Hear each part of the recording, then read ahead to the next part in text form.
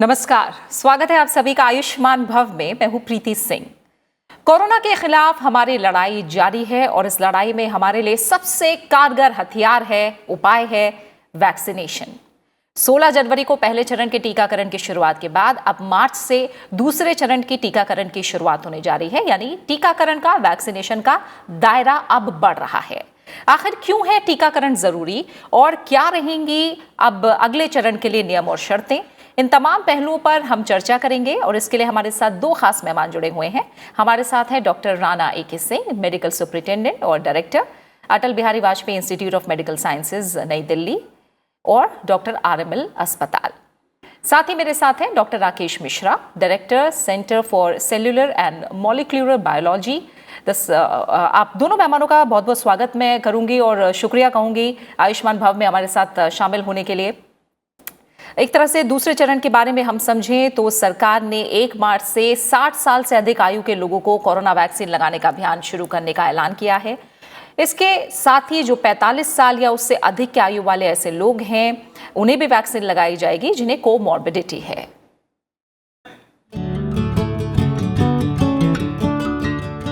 Corona virus के खिलाफ टीकाकरण का दूसरा चरण 1 मार्च से शुरू होने जा रहा है। दूसरे चरण के टीकाकरण अभियान के तहत 60 साल से ज्यादा उम्र के सभी वरिष्ठ नागरिकों को कोरोना की वैक्सीन लगाई जाएगी। इसके साथ साथ 45 साल से ऊपर के उन लोगों को भी वैक्सीन लगेगी जिनमें कोई कोमॉर्बिडिटी है।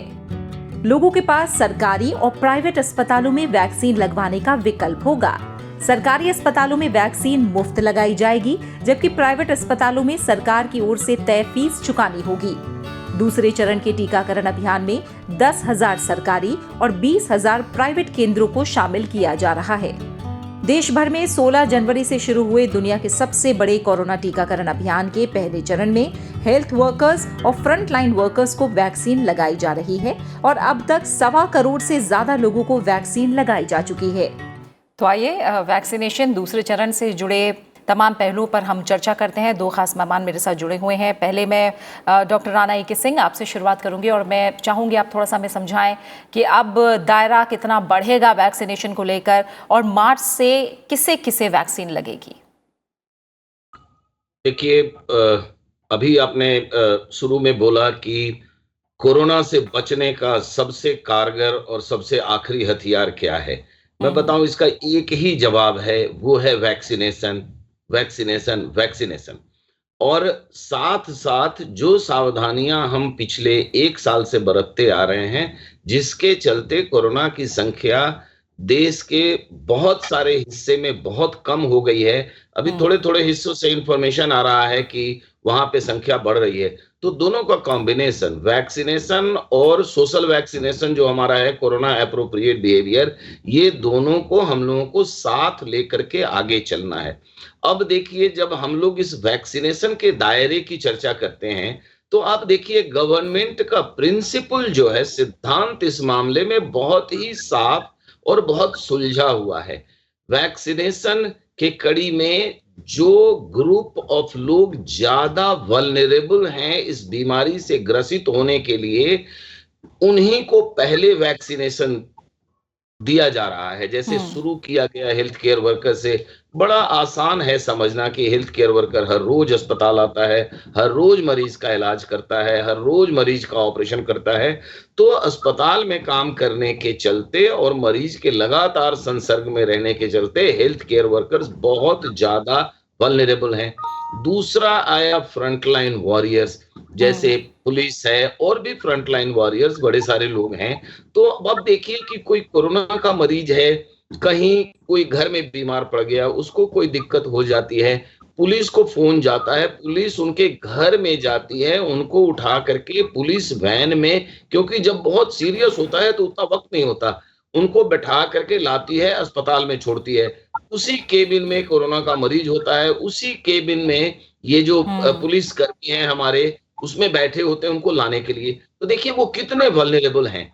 तो इसीलिए सबसे पहले वल्नरेबिलिटी के हिसाब से हेल्थ केयर वर्कर्स को, उसके बाद दूसरा नंबर आया फ्रंटलाइन वर्कर से। इसी कड़ी को आगे बढ़ाते हुए जब ये आम लोगों के बीच में वैक्सीनेशन शुरू करें तो वहां पे भी इसी सिद्धांत का पालन हो रहा है कि जो ज्यादा वल्नरेबल है, देखिए 60 साल से उम्र के जब लोगों की हम चर्चा करें तो उम्र हम्म। बढ़ते के साथ थोड़ी बॉडी की इम्यूनिटी कम होती जाती है। अगर हम्म। आप 18 साल के लड़के और 60 साल के इंसान के बीच में देखेंगे, थोड़ी इम्यूनिटी कम होती जाती है। अभी आपने कहा कि 45 साल से कम उम्र से ज्यादा उम्र के लोगों को, जिनको कोमॉर्बिडिटी है, जैसे डायबिटीज है, किसी को हाइपरटेंशन है, किसी को, तो ये लोगों के भी बॉडी की इम्यूनिटी कम होती है। तो हम्म। ये जो ग्रुप है, ये वो ग्रुप है जो कि उतना वल्नरेबल नहीं है हेल्थ केयर वर्कर या फ्रंटलाइन वर्कर के लिए, लेकिन जो समाज में इनकी वल्नरेबिलिटी, क्योंकि इनकी रिलेटिव इम्यूनिटी कमजोर होती है, तो हम्म। ये ज्यादा वल्नरेबल है इस बीमारी को से इन्फेक्ट होने के लिए। तो इसीलिए बचाव के लिए जो ये चरणबद्ध तरीके से जो अलग अलग ग्रुप्स में जो वैक्सीनेट कर रहे हैं, सारी मनसा, सारा सिद्धांत, सारा प्लान यही है कि जो जितना ज्यादा वल्नरेबल है पहले उसको, उसके बाद वाले वल्नरेबिलिटी वाले को, उसके बाद। और जी। नेचुरली देखिए, हमारी जो प्लानिंग और मनसा तो यही है कि हम हर देशवासी को वैक्सीनेट कर दें, ताकि हम्म। हमारे देश का हर नागरिक ऐसे भयावह बीमारी से हमेशा के लिए बच जाए। बिल्कुल। डॉक्टर राकेश मिश्रा, टीकाकरण को लेकर क्या प्रोसीजर होगा, कैसे रजिस्ट्रेशन होगा, कैसे तय होगा कि पहले से कोमॉर्बिडिटी किसे है और किसे पहले प्राथमिकता दी जाएगी, इन सब पहलुओं पर हम आगे चर्चा करेंगे। लेकिन थोड़ा सा मैं आपसे समझना चाहूँगी कि टीकाकरण आखिर ज़रूरी क्यों है, वैक्सीनेशन ज़रूरी क्यों है, ज़्यादा से ज़्यादा लोगों को वैक्सीन लगाना ज़रूरी क्यों है? क्योंकि हम हाल फिलहाल देख रहे हैं, जैसा अभी हमें डॉक्टर राणा ने भी बताया, कि मामले कम हो रहे हैं, कुछ एक इलाके हैं जहाँ मामले बढ़े हैं। इसी के साथ हम देख रहे हैं कि बेफिक्री भी कुछ लोगों में है, क्योंकि मामले कम हो रहे हैं, इसलिए थोड़ी सी लापरवाही जैसा भी लोगों में आ गया है। तो आप थोड़ा हमें दर्शकों को समझाएं कि वैक्सीनेशन क्यों जरूरी है। देखिए, जैसे आपने अभी सुना भी डॉक्टर राणा से, मूल मंत्र तो वही है जी। कि अभी हमारे पास ये ऐसी बीमारी है जिसके लिए कि कोई खास दवा नहीं है। हम इसकी सिर्फ केयर कर लेते हैं किसी तरह से, और अगर ज़्यादा हालत नहीं खराब हुई तो पेशेंट को बचाया जा सकता है। ज़्यादातर लोग को सिम्पटम ही नहीं होता, उनको बीमारी आके चली जाती है। इससे और भी एक छुपे-छुपे फैलता रहता है, और कभी जो जिन लोगों को कोई अलग तरह की बीमारी, जैसे हार्ट पेशेंट हैं, डायबिटीज़ हैं, या ज़्यादा एज है, या और कोई सांस की बीमारी है, तो उनके लिए बहुत घातक हो जाता है। आपने ये बहुत बार देखा हुआ है। इसलिए ये हमको ज़रूरी है कि इसको फैलने से रोका जाए, क्योंकि अगर ये हो गई और जिसको कोमॉर्बिडिटी है, फिर उसके लिए कुछ कर पाना ज़्यादा आसान नहीं होता है। तो इसीलिए इसको रोकने का एक ही तरीका है, हमें पता है कि ये बीमारी फैलती कैसे है, ये एक आदमी से दूसरे आदमी में जाती है। तो इसके रोकने के 2 तरीके हैं, एक आदमी दूसरे आदमी से संपर्क कम रखे, मास्क पहने, पास-पास में ना रहें, भीड़ में ना जाएँ, तो इससे एक बचत होगी। लेकिन हमको नॉर्मल लाइफ़ भी करना है किसी तरह से, तो ये ऐसा तो हो नहीं सकता कि हर आदमी एक बबल में बैठा रहे, तो कुछ ना कुछ तो इंटरैक्शन होगा। और इसका ये एक दूसरा अल्टरनेटिव फिर ये हो जाता है कि लोगों को वैक्सीन लगा दी जाए, जिससे कि वे वायरस अगर आए भी तो वो या तो इन्फेक्ट ही ना करे, या करे भी तो बहुत ही मामूली, क्योंकि बॉडी पहले से तैयार है इम्यून सिस्टम के साथ वायरस का मुकाबला करने के लिए। तो इसलिए जो वैक्सीन जो है बहुत ज़रूरी है। ये आप समझ लीजिए कि एक एक तरह से ये एक अद्भुत चीज़ है कि हमको 1 साल के अंदर इस तरह की वैक्सीन मिल गई है, जो कि किसी भी वैज्ञानिक को ये उम्मीद नहीं थी। हम काम कर रहे थे इन सब के बारे में, लेकिन ये एक बहुत ही बड़ी कामयाबी है पूरे दुनिया की, खास करके हिंदुस्तान की कंपनियों की, जिन्होंने कि इतनी तेज़ी से करके इस मात्रा में इस क्वालिटी की वैक्सीन को बनाया। और जिससे कि हमारे पास एक अल्टरनेटिव हो गया है आज। तो देखिए, अभी जिन लोगों को जैसे इन्फेक्शन हो चुका है, उनके अंदर एक सिंपल सी नेचुरल इम्यूनिटी आ रही है, लेकिन बहुत सारे लोगों को अभी इन्फेक्शन नहीं हुआ है, वो इसके लिए वल्नरेबल हैं। और वैक्सीन इसलिए भी महत्वपूर्ण है कि बहुत सारी बीमारियाँ जिनके लिए वैक्सीन नहीं बन पा रही है, जैसे कॉमन कोल्ड के लिए या एड्स के लिए, इनके लिए वैक्सीन नहीं, ये भी उससे मिलता-जुलता वायरस है। तो चूँकि इसकी वैक्सीन अभी काम कर रहे हैं उस, और वैक्सीन की प्रॉमिस बहुत अच्छी इसलिए भी है क्योंकि री-इन्फेक्शन हमको नहीं देखने में आ रहा है। इतने लाखों-लाखों केस हुए हैं, री-इन्फेक्शन के 2-4 केस कहीं आपको दिखे होंगे। उसको हम लोग बड़े बारीकी से मॉनिटर कर रहे हैं, कोई भी री-इन्फेक्शन ज़रा भी कोई शक शुबा हुआ तो हम उसको बहुत डिटेल में एनालिसिस करते हैं।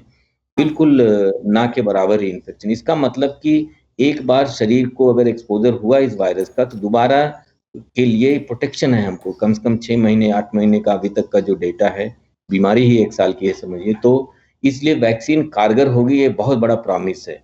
और उससे इसका मतलब कि हमको इसका इस्तेमाल करना चाहिए। ऐसा नहीं है कि हमको 6 महीने में फिर लगाना पड़ेगा, कुछ ऐसा होगा। री-इन्फेक्शन ना होने का जो ऑब्जर्वेशन है वो वैक्सीन के लिए बहुत बड़ा प्लस पॉइंट है।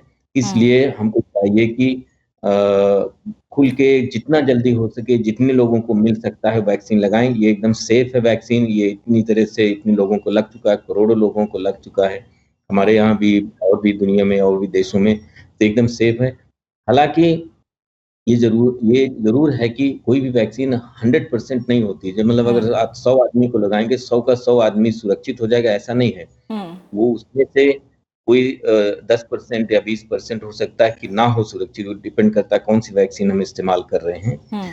लेकिन अगर 80% 90% सुरक्षित हो गए, तो फिर वायरस के लिए वो एक स्पीड ब्रेकर बनता जाएगा और हम वो हर्ड इम्यूनिटी की तरफ बढ़ते जाएँगे और हमारी समस्याएँ जो है, काफ़ी हद तक कम हो जाएगी। इसलिए बिल्कुल। 2 चीज़ मैं कहना चाहूँगा। जी, एक तो जी। ये कि आपने वैक्सीन लगा लिया तो इसका मतलब नहीं कि अब आप घूमने लगिए हर तरह से, अब आप को हुँ, लाइसेंस मिल गया टहलने का बिना मास्क, बिना सबके, क्योंकि आप हो सकता है 10-20% में हो। दूसरी चीज़ वैक्सीन सारी जो वैक्सीन है आज वो 2 डोज़ की वैक्सीन है, इसका मतलब कि वैक्सीन का फुल इफ़ेक्ट आने में 40-45 दिन लगेगा। दिन लगेंगे। तो वैक्सीन शुरू होते ही फिर भी आपको कम से कम डेढ़ 2 महीने लगाना चाहिए। और तीसरी चीज़ है कि मास्क इसलिए भी ज़रूरी है क्योंकि आप हो सकता है कि आपको बीमारी ना हो, आप प्रोटेक्टेड हो, लेकिन अभी तक ये एकदम से प्रूव नहीं हो गया है कि आप दूसरों को नहीं फैलाएँगे। मामूली इन्फेक्शन आपको हो सकता है, उससे दूसरों को आप ट्रांसमिट कर सकते हैं, लेकिन आप चूँकि वैक्सिनेटेड हैं तो बचे रहेंगे। इसलिए कई रीज़न्स ऐसे हैं कि हमको अगले कई महीनों तक मास्क और सोशल वैक्सीन का बहुत अच्छी तरह से पालन करना पड़ेगा। और अगर हम वैक्सीन का जो हमारे पास एक इतना अच्छा अल्टरनेटिव आ गया है उसको और सोशल हुँ, वैक्सीन को इस्तेमाल करें, तो हम इस परेशानी से निकल सकते हैं। जी। अभी तक देश ने जिस तरह से इसका सामना किया है, जिस तरह से इसको झेला है, बहुत ही काबिल-ए-तारीफ़ है। मतलब दुनिया के बड़े-बड़े धनी देश भी इस तरह से नहीं परफ़ॉर्म कर पाए। इसलिए हुँ, हमारे पास अपनी खुद की वैक्सीन है और हमारी सोशल वैक्सीन हम सोशल मीडिया के हिसाब से अब सबको बता के अगर जी, इस्तेमाल करते हैं, तो हम इस बीमारी के उस तरफ पहुँच जाएँगे। बिल्कुल। और डॉक्टर राणा ए सिंह, जैसे अभी डॉक्टर मिश्रा ने भी कहा कि कई ऐसे लोग हैं जिन्हें सिम्टम्स ही नहीं आते, इसलिए हो सकता है वो दूसरे को इन्फेक्ट करें, बीमारी आगे पहुंचाएं। और उन्होंने जैसे कहा कि 1 साल के अंदर हम अपनी वैक्सीन लेके आए, ये बहुत बड़ी कामयाबी की बात है, क्योंकि अब वैक्सीनेशन का दायरा अब मार्च से बढ़ रहा है और जो स्वास्थ्यकर्मी हैं, फ्रंटलाइन वर्कर्स हैं, उनसे आगे जाकर अब बुजुर्गों और 45 साल से ऊपर जो कोर मॉर्बिडिटी के लोग हैं उन्हें वैक्सीनेशन होगा। लेकिन कहीं ना कहीं कुछ लोगों के मन में इस बात को लेकर शंका है कि साल भर के अंदर वैक्सीन हमारे सामने है। जाहिर तौर पर ये बड़ी कामयाबी है, लेकिन इतनी जल्दी वैक्सीन आने को लेकर जो शंका है और कई लोग इसे लेकर थोड़ा एक तरह से हम कहें कि घबरा रहे हैं या हो सकता है आगे ना आए, उन्हें आप क्या सलाह देंगे? देखिए, मैं एक तो अभी बता चुका कि ये सबसे अचूक हथियार है वैक्सीन कोरोना जैसी महामारी या ऐसी जानलेवा बीमारी से बचने का। और मैं आपको बताऊं, मैं वैक्सीन 16 जनवरी को पहला दिन, जिस दिन प्रधानमंत्री जी ने ये लॉन्च किया था, मैं उसी दिन पहला डोज लगवा लिया। मैं दूसरा डोज भी लगवा चुका हूं। अभी डॉक्टर मिश्रा ने बताया कि लगवा लिए हैं तब भी थोड़े दिन और आप सावधानी बरतते रहें, जो सोशल वैक्सीन की बात कर रहे हैं वो करते रहें, ये भी जरूरी है। और एक और बताऊं, ये जो सोशल वैक्सीन या ये जो हम लोग कोरोना एप्रोप्रिएट बिहेवियर की बात कर रहे हैं, ये इतना अहम है। ये सिर्फ आपको मास्क पहनना सिर्फ आपको कोरोना से नहीं बचा रहा है, श्वास नली से घुसने वाली हर वो बीमारी जो हमको बीमार कर देती है, उससे ये बचा रहा है। बिल्कुल। हम लोगों के परिप्रेक्ष्य में अगर आप देखिए तो ट्यूबरकुलोसिस है। ट्यूबरकुलोसिस एक बहुत ही, समझिए कि हम लोग ट्यूबरकुलोसिस एंडेमिक जोन में रहते हैं, तो मास्क आप लगा रहे हैं, दूसरे फ्लू वायरसेस हैं, ट्यूबरकुलोसिस है और भी कई एक बीमारियां हैं जिससे हम बच रहे हैं। हैंड सैनिटाइजेशन की बात करिए, देखिए हाथ साफ रखना बहुत अहम है। हाथ साफ रखने से आप सिर्फ कोरोना से नहीं बच रहे हैं, हमारे जो इंटेस्टाइन के अंदर में बहुत सारी बीमारियां हैं जो गंदे हाथ से हमारे शरीर में घुसती हैं, हमको बीमार करती हैं। कॉलरा है, अमीबायसिस है, डिसेंट्री है, टाइफाइड फीवर है, तो ये बहुत लंबा लिस्ट है। जो वॉर्म्स वगैरह हैं, ये सब गंदे हाथ से हमारे शरीर के अंदर में जाते हैं। तो अगर आप हैंड सैनिटाइजेशन का मतलब अपना हाथ साफ रखना, अगर आप अपना हाथ साफ रख रहे हैं तो कोरोना से तो आप बच ही रहे हैं, लेकिन साथ साथ और ये लंबी लिस्ट है बीमारियों की जिससे कि आप अपना बचाव कर रहे हैं। सोशल डिस्टेंसिंग, मैं आपको बताऊं, बहुत ही क्राउडेड ग्रुप में आप देखिएगा कि कई एक जगह होता है, कई एक सोसाइटी होती है जहां लोग बहुत ओवर क्राउडिंग में रहते हैं, वहां आप देखिए बड़ी सारी बीमारियां, जैसे ट्यूबरकुलोसिस एक बहुत कॉमन है। तो बहुत ज्यादा भीड़ भाड़ वाले जगह में एकदम हमेशा बने रहना, ये भी स्वास्थ्य के लिए हानिकारक है। तो वैक्सीन का कि जो भ्रम है, जो भ्रांति है, अब इसका मैं इससे बड़ा और प्रमाण क्या दे सकता हूं कि मैं पहले दिन अपने आप को वैक्सीनेट कराया हूं। देखिए, मैं स्वास्थ्यकर्मी हूं, मैं डॉक्टर हूं, हमें साइंस का नॉलेज है। अब लोग कह रहे हैं कि 1 साल के अंदर में ही बन गया। देखिए, कोई चीज आपको आसानी से मिल गई है तो उसका मूल्य कम करके आंकना ये मुनासिब नहीं है। ये ऐसा नहीं है कि 1 साल के अंदर में ये कहीं भी बन गया है।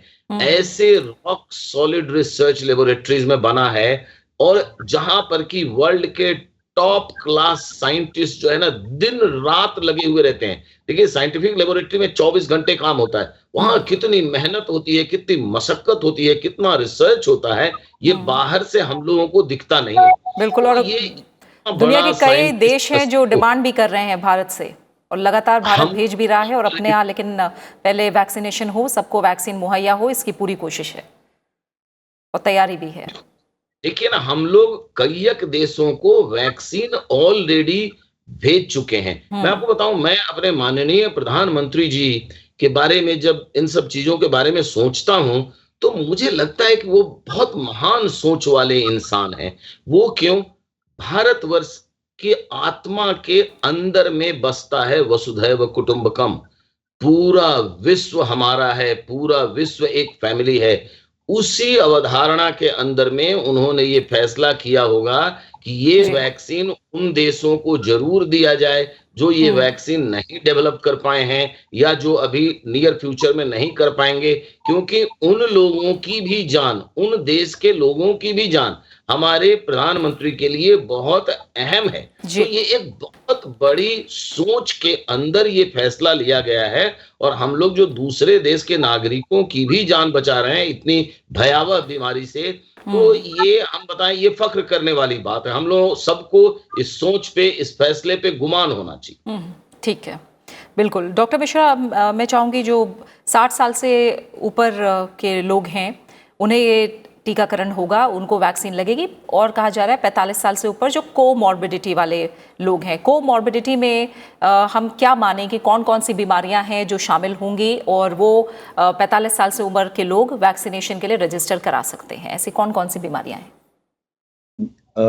तो कुछ चीजें तो हम एक जनरल नॉलेज में है कि जो कोई डायबिटिक है या हार्ट पेशेंट हैं या उनको सांस की कोई बीमारी है, तो ये जो चीजें हैं वो जनरली इसमें आती हैं। हाँ। और इसका और डिटेल में आंसर डॉक्टर राणा देंगे, उनका डोमेन होगा। बिल्कुल। लेकिन मैं ये कहना चाहूंगा कि जो वैक्सीन है वो अगर आदमी को अगर कोई बीमारी भी है तो वो ये ना सोचे कि हमको हार्ट की बीमारी है, मैं वैक्सीन नहीं ले सकता। ऑलरेडी वैक्सीन बहुत ही सेफ है, और कुछ हो ना हो ये तो एकदम से निश्चित किया जा चुका है कि वैक्सीन एकदम सेफ है लोगों को लेने के लिए।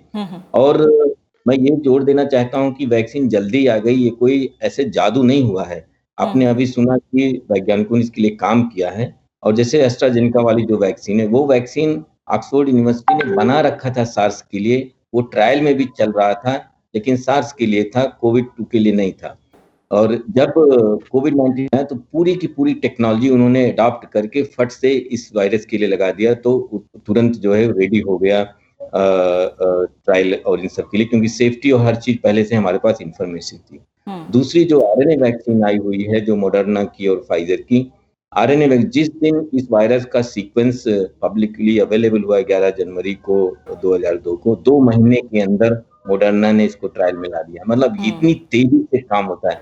और ये जो आरएनए वैक्सीन है, हम हिंदुस्तान में भी इसको लाने का प्रयास कर रहे हैं, उसकी टेक्नोलॉजी एस्टैब्लिश कर रहे हैं इंडस्ट्री के साथ मिलकर के और भी ऑर्गेनाइजेशंस के साथ मिलकर के। गवर्नमेंट बहुत ही सजग है इस बारे में।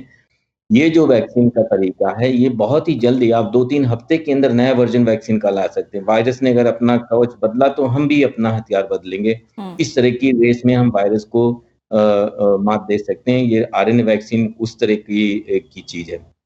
तो ये और बहुत ही सेफ ये चीज़ें हैं, क्योंकि ये इसमें कुछ भी ऐसा नहीं है जिससे कि हमको डरने की ज़रूरत हो, क्योंकि ये टाइम टेस्टेड चीज़ें हैं।